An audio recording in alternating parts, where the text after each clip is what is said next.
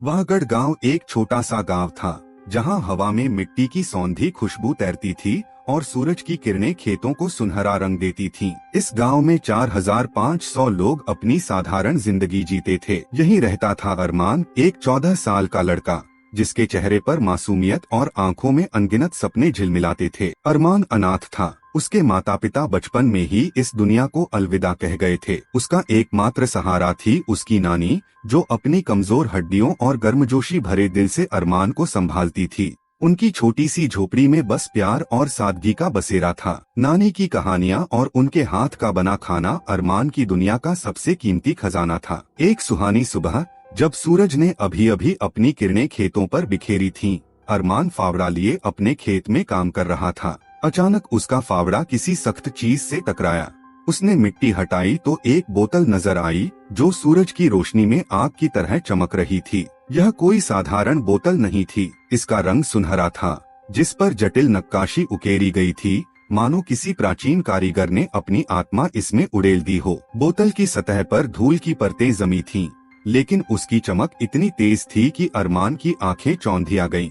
उसने उत्सुकता और डर के मिश्रित भाव से बोतल को उठाया। जैसे ही उसने उसे छुआ, एक अजीब सी सिहरन उसके शरीर में दौड़ गई, मानो कोई अनदेखी शक्ति उससे कुछ कहना चाह रही हो। अरमान ने सोचा कि वह बोतल को घर ले जाकर अपनी नानी को दिखाएगा, लेकिन उसकी जिज्ञासा ने उसे रोक लिया। उसने एक कपड़ा लिया और बोतल को साफ करने लगा। जैसे ही उसने बोतल को रगड़ा, एक धुंधला सा धुआं बाहर निकला। यह धुआं हवा में तैरता हुआ एक आकृति में बदल गया। यह एक लड़की थी, जिसकी आंखें तारों की तरह चमक रही थीं और चेहरा रहस्यमयी सौंदर्य से भरा था। उसने रेशमी लिबास पहना था, जो प्राचीन काल की याद दिलाता था। अरमान डर के मारे चीख पड़ा और बोतल फेंक कर भागने लगा, लेकिन उस आकृति ने हवा में उड़ते हुए उसे पकड़ लिया। उसकी आवाज मधुर थी, पर उसमें एक गहराई थी जो अरमान के दिल को छू गई। उसने बताया कि वह एक जिन्न थी और अरमान ने उसे बोतल से आजाद किया था। उसने कहा कि वह उसकी इच्छाएं पूरी कर सकती थी।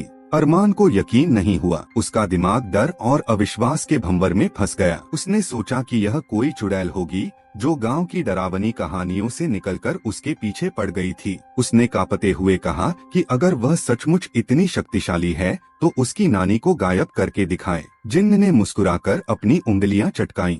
अगले ही पल रसोई में खाना बना रही नानी गायब हो गई। अरमान ने रसोई की ओर दौड़ लगाई, लेकिन वहाँ सिर्फ अधपका खाना और खाली बर्तन थे। उसका दिल जोर जोर से धड़कने लगा। उसने जिन्न की ओर देखा और पूछा कि क्या वह उसकी हर इच्छा पूरी कर सकती है। जिन्न ने हामी भरी। उसकी आंखों में एक अजीब सी चमक थी। अरमान ने तुरंत कहा कि वह उसकी नानी को वापस लाए। जिन्न ने फिर से उंगलियां चटकाईं, लेकिन कुछ नहीं हुआ। उसने हैरानी से अपनी जादुई किताब खोली, जिसमें प्राचीन मंत्र और नियम लिखे थे। किताब में साफ लिखा था कि अगर कोई इंसान गायब किया जाता है, तो वह हमेशा के लिए गायब रहता है। यह सुनकर अरमान का गुस्सा 7वें आसमान पर पहुंच गया। उसने जिन्न को डांटा और कहा कि वह उसकी नानी को वापस लाए। जिन्न ने उदास स्वर में माफी मांगी और कहा कि वह अपनी गलती की सजा के तौर पर हमेशा उसकी गुलाम बनी रहेगी। लेकिन अरमान इतने गुस्से में था कि उसने जिन्न को वापस बोतल में जाने का आदेश दिया। जिन्न एक धुएं के बादल में बदलकर बोतल में समा गई। रात हुई। अरमान की आंखें आंसुओं से भरी थीं। वह अपनी नानी की तस्वीर को गले लगाए रो रहा था। भूख ने उसे और बेचैन कर दिया। उसे खाना बनाना नहीं आता था। रसोई में सिर्फ कच्चा आटा और कुछ सब्जियां थीं। उसकी नजर बोतल पर पड़ी। मजबूरी में उसने फिर से बोतल रगड़ी। जिन्न बाहर आई और उसका उदास चेहरा देखकर माफी मांगी। अरमान ने कहा कि उसे भूख लगी है। जिन्न ने बताया कि वह केवल 3 इच्छाएं पूरी कर सकती थी। पहली इच्छा नानी को गायब करने में चली गई थी। दूसरी उसे बोतल में वापस भेजने में। अब केवल एक इच्छा बाकी थी। जिन्न ने सुझाव दिया कि अरमान अपनी तीसरी इच्छा इस तरह मांगे कि वह हमेशा के लिए उसकी गुलाम बने और उसकी हर इच्छा पूरी करे। अरमान ने वैसा ही किया। जिन्न ने उंगलियां चटकाईं और एक जादुई बंधन बन गया। अब वह हमेशा के लिए अरमान की गुलाम थी। अरमान ने फिर से भूख की बात की और जिन्न ने एक शानदार भोजन मेज पर सजा दिया। खाना खाते हुए अरमान ने पूछा कि उसका नाम क्या है और वह इस बोतल में कैसे आई। जिन्न ने अपना नाम सायना बताया और कहा कि वह पिछले 5000 सालों से इस बोतल में कैद थी।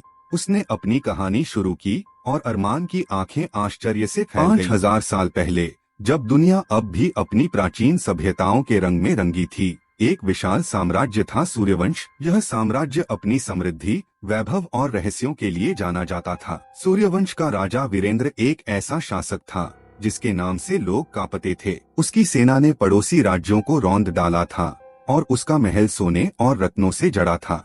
लेकिन वीरेंद्र की असली ताकत उसकी जादुई शक्तियां थीं। कहा जाता था कि उसके पास एक मणि थी जो उसे असीम शक्ति देती थी। इस मणि की रक्षा करती थी सायना, एक जिन्न जिसकी शक्तियां स्वर्गलोक के देवताओं से भी ज्यादा थीं। सायना कोई साधारण जिन्न नहीं थी, वह एक प्राचीन आत्मा थी जिसे स्वर्ग के देवताओं ने बनाया था। उसकी शक्तियां इतनी प्रबल थीं कि वह समय को मोड़ सकती थी, पहाड़ों को हिला सकती थी और आकाश को अपने इशारों पर नचा सकती थी।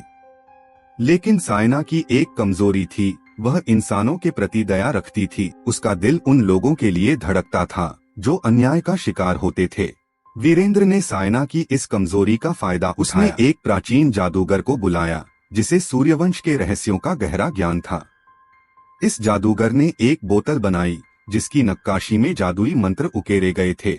यह बोतल सायना को कैद करने के लिए बनाई गई थी। वीरेंद्र ने एक रात सायना को धोखे से बोतल में कैद कर लिया। उसने सायना को अपने वश में कर लिया और उसकी शक्तियों का इस्तेमाल अपनी इच्छाएं पूरी करने के लिए किया। उसने विशाल महल बनवाए, दुश्मनों को नष्ट किया और अपने साम्राज्य को अजेय बनाया। लेकिन सायना को यह सब पसंद नहीं था। वह वीरेंद्र की क्रूरता से तंग आ चुकी थी। उसने देखा कि राजा निर्दोष लोगों पर अत्याचार करता था, गांवों को जलाता था और अपनी सत्ता के लिए कुछ भी करने को तैयार था। सायना का दिल टूट गया। उसने फैसला किया कि वह अब और राजा की गुलामी नहीं करेगी। एक दिन वीरेंद्र ने सायना को एक मासूम गांव को नष्ट करने का आदेश दिया। सायना ने इनकार कर दिया। उसने अपनी शक्ति का इस्तेमाल करके राजा के खिलाफ बगावत की। गुस्से में वीरेंद्र ने उसे श्राप दिया कि वह उस बोतल में हमेशा के लिए कैद रहेगी जब तक कोई उसे आजाद न करे। लेकिन सायना इतनी आसानी से हार मानने वाली नहीं थी। उसने अपनी आखिरी शक्ति का इस्तेमाल करके बोतल को राजा के महल से दूर भेज दिया। बोतल एक घने जंगल में जा गिरी जहाँ वह सदियों तक मिट्टी के नीचे दबी रही। सूर्यवंश का साम्राज्य समय के साथ धूल में मिल गया। वीरेंद्र की कहानियां भुला दी गईं और उसकी क्रूरता की गाथाएं सिर्फ किंवदंतियों में रह गईं। लेकिन बोतल का रहस्य जिंदा रहा। वह जंगल धीरे धीरे वाहगढ़ गांव के खेतों में बदल गया और बोतल वहीं दबी रही।